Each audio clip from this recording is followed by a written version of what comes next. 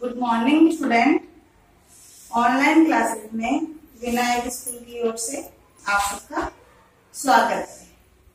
आज हम पाठ 3 राजस्थानी लघु चित्र शैलियां की किशनगढ़ शैली के बारे में जानकारी हासिल करेंगे। राजस्थानी शैली का उद्भव व विकास 12वीं से 17वीं शताब्दी के मध्य में हुआ और इसमें सबसे जो प्रथम शैली थी वो थी मेवाड़ शैली। मेवाड़ शैली का उद्भव विकास सबसे पहले हुआ, उसके पश्चात राजस्थानी शैली का। आज हम किशनगढ़ शैली के बारे में पढ़ेंगे। किशनगढ़ शैली का उद्भव व विकास जो है एक स्वतंत्र रियासत के रूप में हुआ। किस रूप में हुआ? स्वतंत्र रियासत के रूप में हुआ।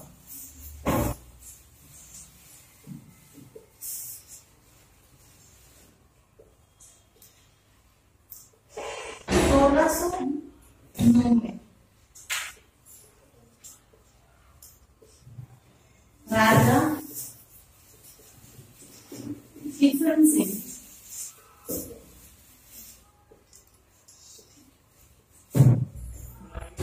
इसके द्वारा राजा किशन सिंह के द्वारा 1609 ईस्वी में किशनगढ़ शैली एक स्वतंत्र रियासत के रूप में स्थापित हुई।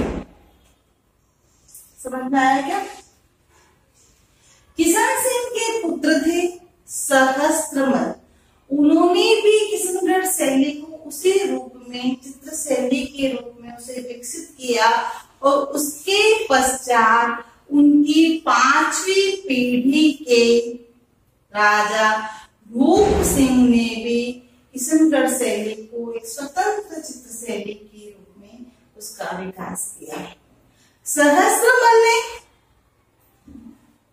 किशनगढ़ शैली में वल्लभ संप्रदाय की, नाथद्वारा की तरह ही वल्लभ संप्रदाय की वहां पे स्थापना की। कृष्ण विषय चित्र को जो है वहां पे बनाया। जिस प्रकार पहाड़ी शैली में नारी विषय कलाकृतियों को महत्व दिया गया, उसी प्रकार राजस्थानी शैली में, किशनगढ़ शैली में नारी विषय कलाकृतियों को महत्व दिया गया। आया क्या समझ में बच्चों? पहाड़ी शैली से इसकी समानता की गई। अब एक स्वतंत्र रियासत के रूप में स्थापित थी और इसके जो राजा थे वो कौन थे स्थापित करने वाले? किशन सिंह थे।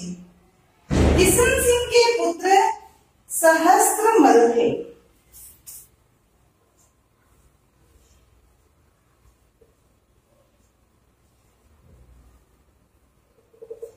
इनके समय में वल्लभ संप्रदाय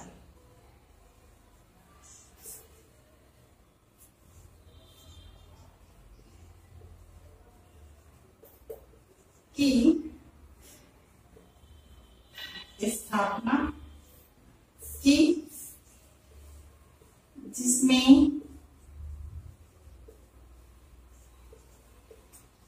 राधा कृष्ण विषय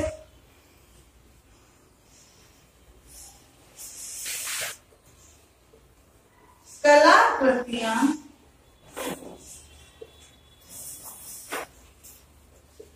तैयार की गई। इसे वल्लभ संप्रदाय का प्रमुख केंद्र बनाया गया और जिसमें राधा कृष्ण की जो है कलाकृतियां तैयार की गई। तो इसमें जो वल्लभ संप्रदाय है इसके प्रमुख जो केंद्र है, उनके प्रमुख केंद्र में से ही एक था। प्रमुख केंद्रों में से एक था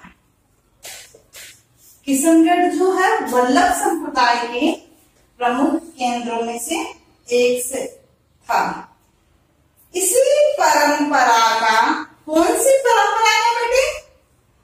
वल्लभ संप्रदाय की परंपरा का।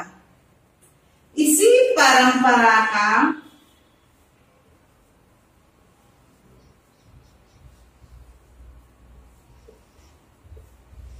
निर्वाह करते हुए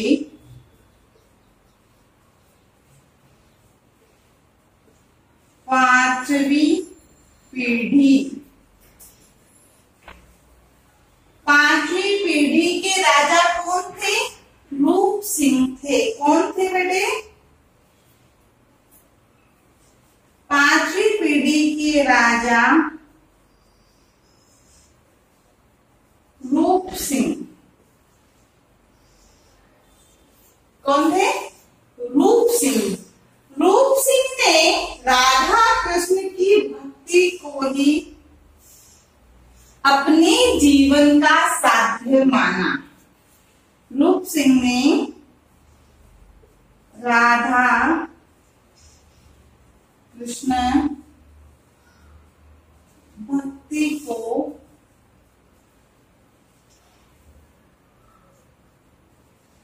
अपने जीवन का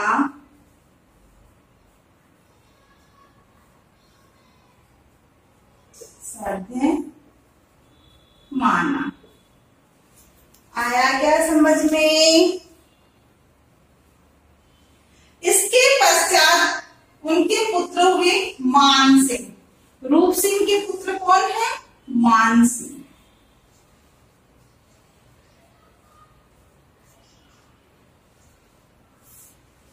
रूप सिंह के पुत्र कौन है बेटे?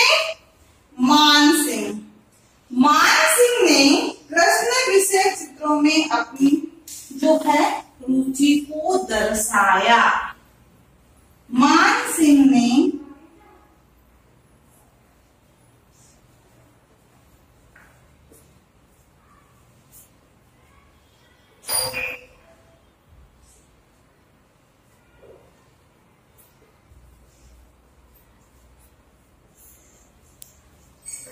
विषय चित्रों में रुचि को दर्शाया।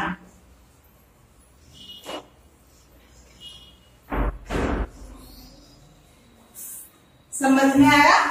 उसी पीढ़ी के राजा आगे बढ़ते रहे और वल्लभ संप्रदाय कृष्ण विषय कलाकृतियों को आगे बढ़ाते रहे। अब रूप सिंह के पुत्र थे मान सिंह।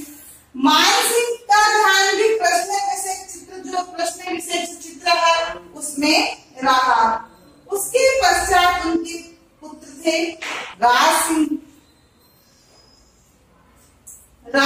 आए। उसके पश्चात कौन आए? राज सिंह। राज सिंह के समय में किशनगढ़ में चित्रों का बहुत प्रचार प्रसार हुआ। क्या हुआ? प्रचार प्रसार हुआ।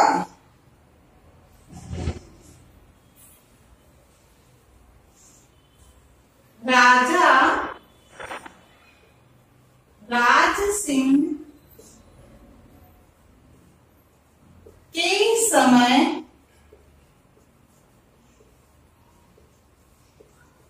चित्रकला का बहुत अधिक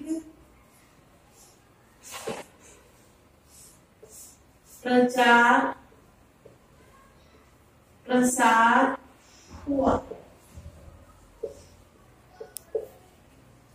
किसके समय हुआ? राज सिंह के समय।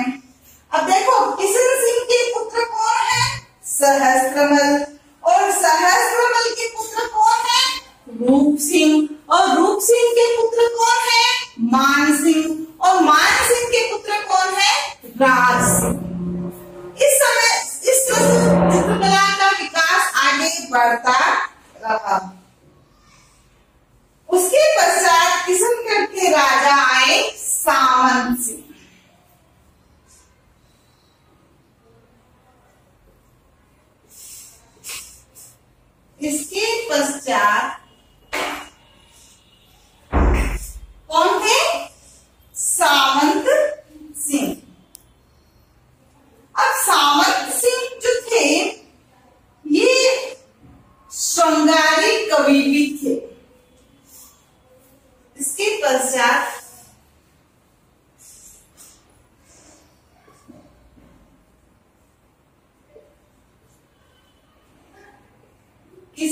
करके राजा बने।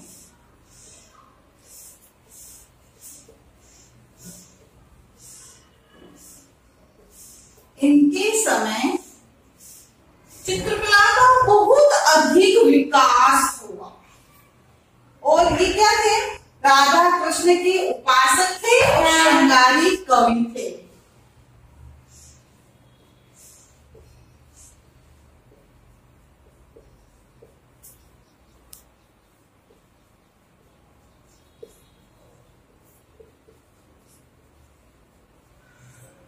हुआ और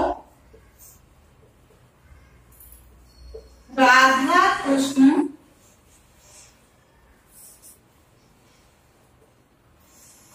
के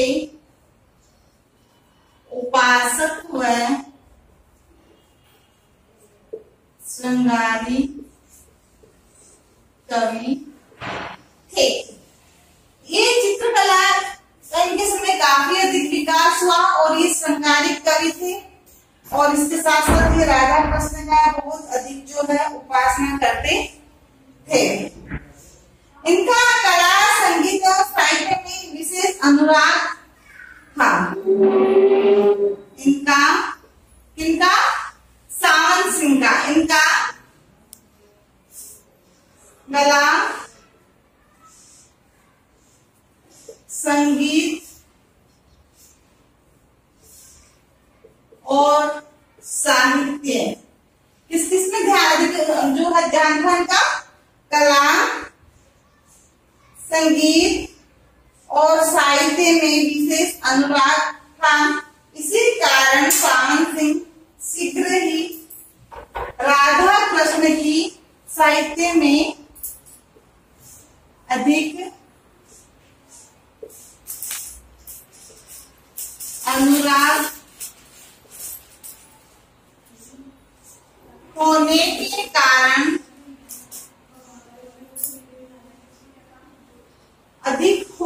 के कारण जो है ये अपनी भक्ति में लीन रहते हैं।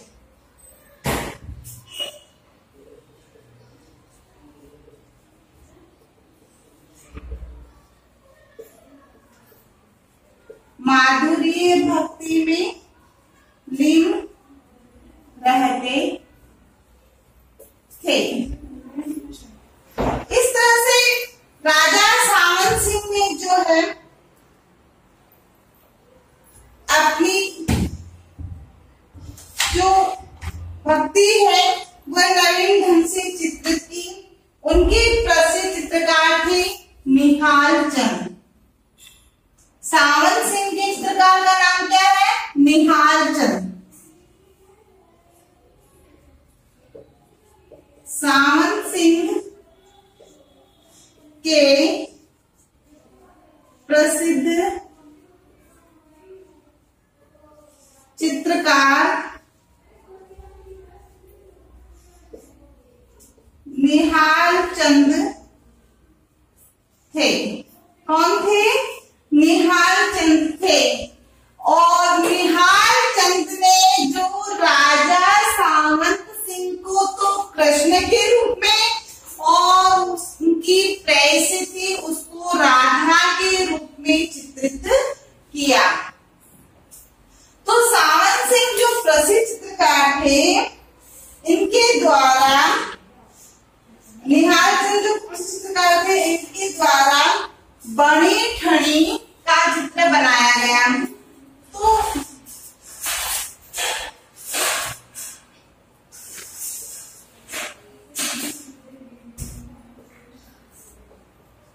निहाल चंद ने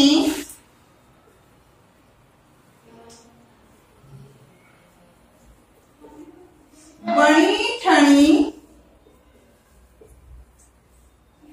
का चित्र बनाया जिसे राधा के रूप में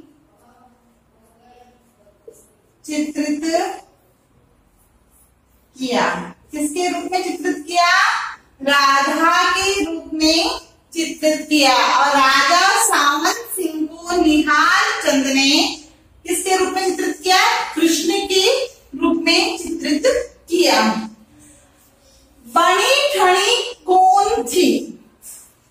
राजा सामंत सिंह के दरबार में एक दासी थी। कौन थी? दासी थी। कैसी थी? और उन दासी से जो सामंत सिंह जो थे उनको बहुत अच्छी लगती थी सामंत सिंह को, और अद्वितीय सौंदर्य को जो है पे वे मुग्ध हो गए थे, और बाद में उसे अपनी उपपत्नी के रूप में उसे स्वीकार किया। अपनी दासी के आदित्य सौंदर्य पर जो है मुग्ध होने के पश्चात सामंत सिंह को बनी ठनी को अपनी उपपत्नी के रूप में स्वीकार किया। तो बनी ठनी कौन थी? सामंत सिंह की उपपत्नी थी। इसे किस रूप में चित्रित किया इन्होंने? निहाल चंद ने राधा के रूप में चित्रित किया और सामंत सिंह को कृष्ण के रूप में चित्रित किया।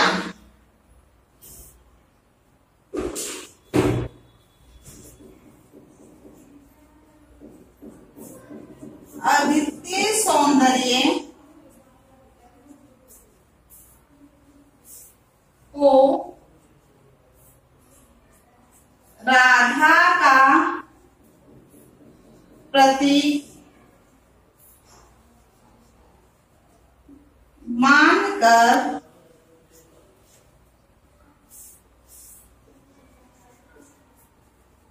चित्रित किया।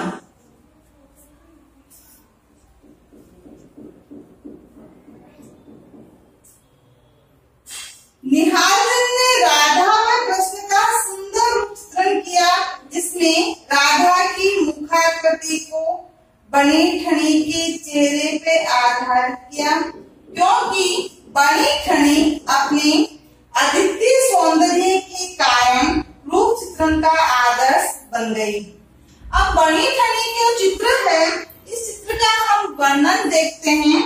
तो इस वर्णन में हम देखें कि बनी ठनी जो कमल पुष्प के डंडल को लिए हुए है।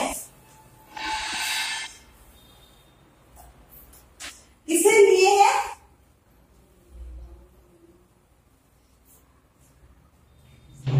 चित्र में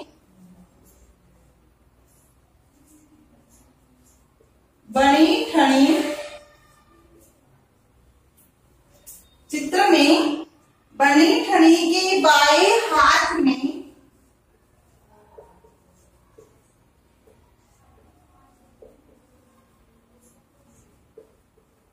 किसका डंडल है? कमल के पुष्प का डंडल। डंडल लगी दो कलियां। पुष्प की क्या है? दो कलियां। चित्र में बनी ठनी बाएं हाथ में डंडल लगी दो कलियां लिए हैं और दाहिने हाथ की दो अंगुलियों से ये कलियां लिए हैं और दाएं हाथ की दो अंगुलियां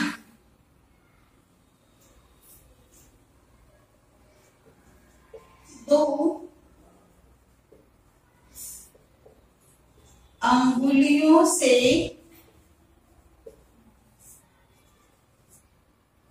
चुनरी पकड़े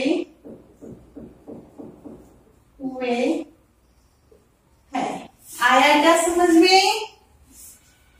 बनी ठनी का चित्र बनाया, उसमें बनी ठनी के बाएं हाथ में तो क्या है? कमल की फूल की डंडल लगी हुई जो है, दो कलियां लगी डंडल को पकड़े हैं और दाहिने हाथ की दो अंगुलियों से अपनी चुनरी को ओढ़े हैं।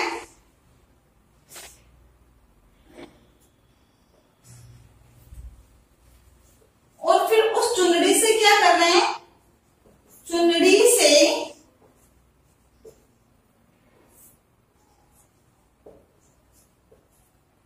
घूंघट कर रही है। क्या कर रही है बेटे, चुनरी से क्या कर रही है, घूंघट कर रही है।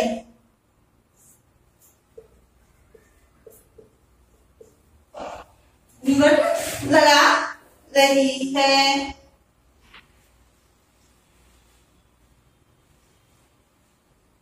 इस चित्र में गहरे हरे रंग में सपाट चित्र पूर्वम रंगों के द्वारा बनाया गया है। किशनगढ़ शैली का ये सर्वाधिक प्रसिद्ध चित्र है। इसके जो नेत्र है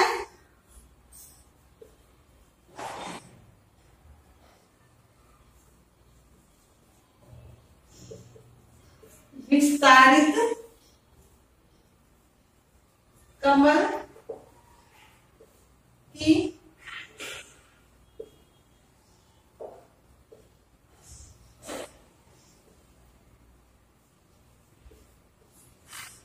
तरह है। और इसके अलावा इकहरी चिबुक वाली है। कैसी है, यहां से इकहरी चिबुक वाली, चिबुक बोलते हैं ठोड़ी को, इकहरी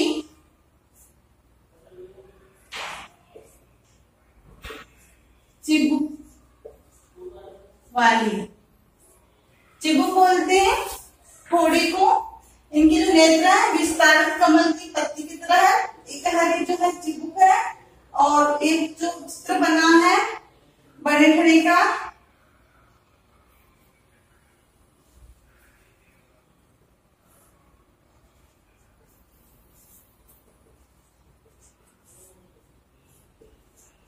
बड़े ठड़ी का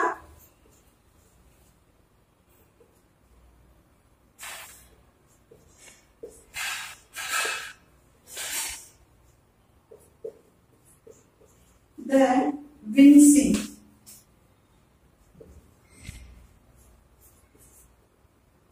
लियोनार्डो दी विंसी की कृति। ये बनी ठनी की जो चित्र की कलाकृति है वो है लियोनार्डो विंसी की कृति मोनालिसा के समकक्ष मानी गई है। किसके समकक्ष, मोनालिसा।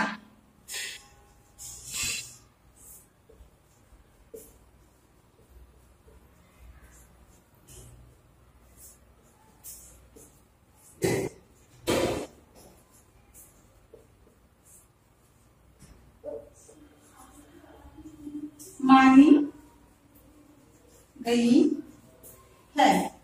किसके समान मानी गई है, लियोनार्डो दा विंसी की कलाकृति मोनालिसा के समकक्ष मानी गई है। इस कलाकृति को, बनी ठनी की कलाकृति को भारत की मोनालिसा कहा गया है। क्या कहा गया, भारत की मोनालिसा।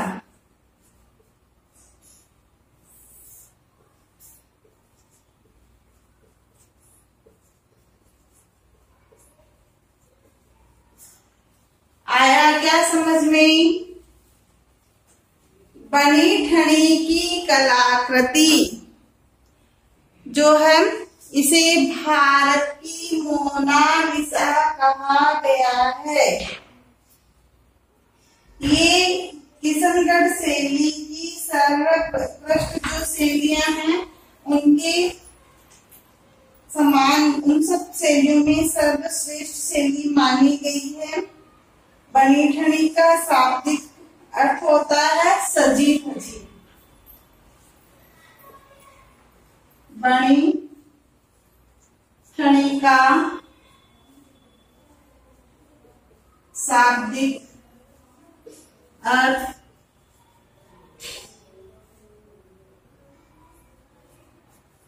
सजी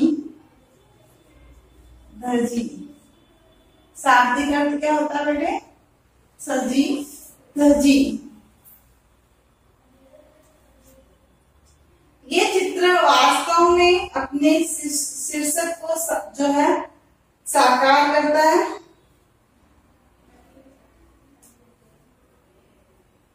ये चित्र जो है संवत 1755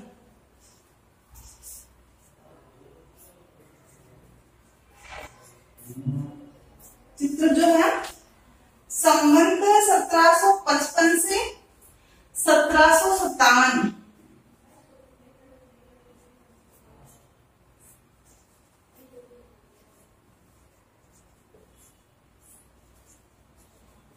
के मध्य बनाया गया। कब बनाया गया? ये चित्र 1755 से लेकर 57 के मध्य बनाया गया। इसका जो आकार है वह 48.8 गुना, चित्र का आकार क्या है बोले? 48.8 गुना 36.6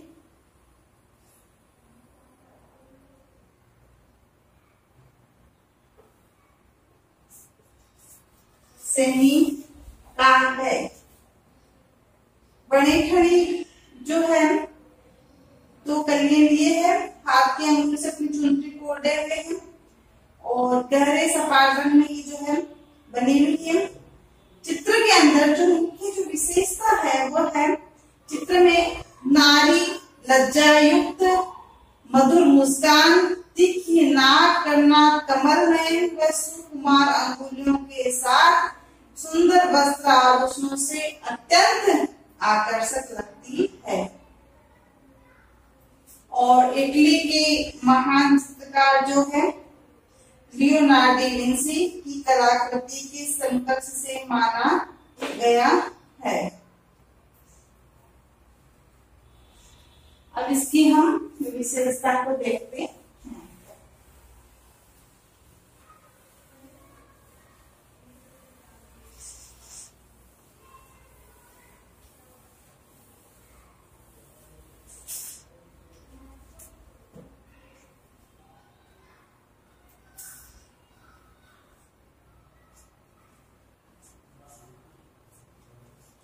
बड़ी ठणी के चित्र में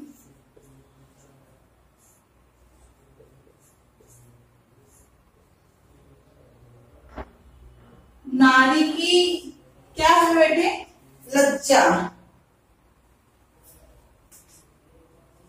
नारी लज्जा युक्त, नारी को कैसे दिखाया गया है? लज्जा युक्त जो है दर्शाया गया है। मधुर मुस्कान,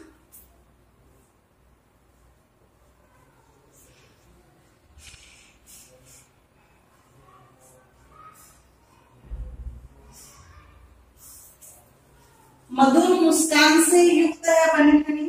और तीखी नाक, नाक कैसी है? तीखी नाक।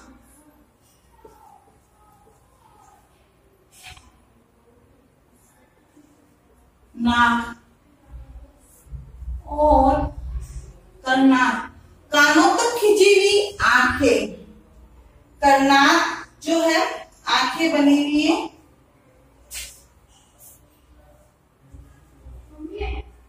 कमल नयन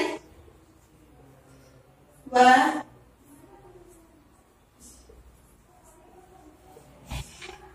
आकांत खींचे हुए नयन और सुकुमार अंगुलियों के साथ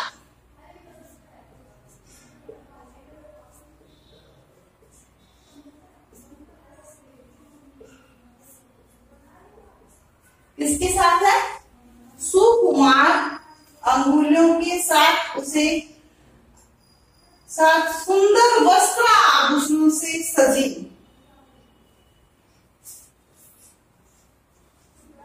सुंदर वस्त्राभूषण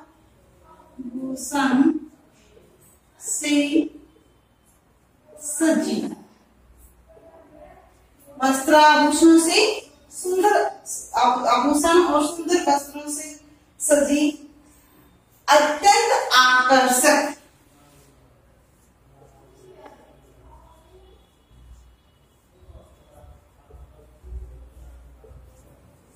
आकर्षक कलाकृति है। ये कलाकृति कप्पड़ भंडार में बंधी हुई थी। किसमें बंधी हुई थी? कप्पड़ भंडार में बंधी हुई थी। सावन सिंह के समय जो है इसे बाहर निकाला गया।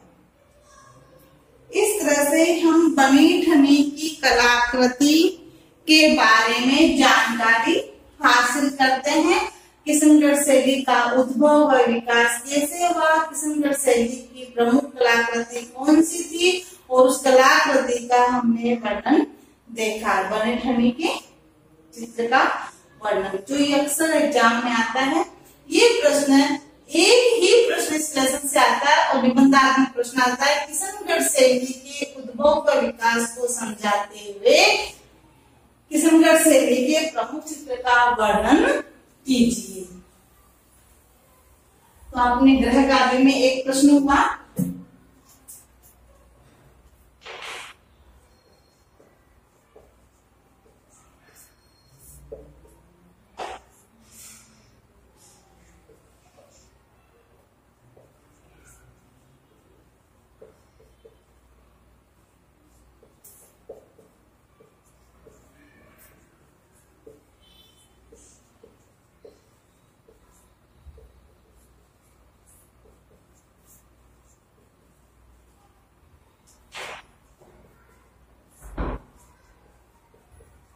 में उसके प्रमुख चित्र का वर्णन कीजिए। ये प्रश्न आपको अपनी अभ्यास पुस्तिका में करना है।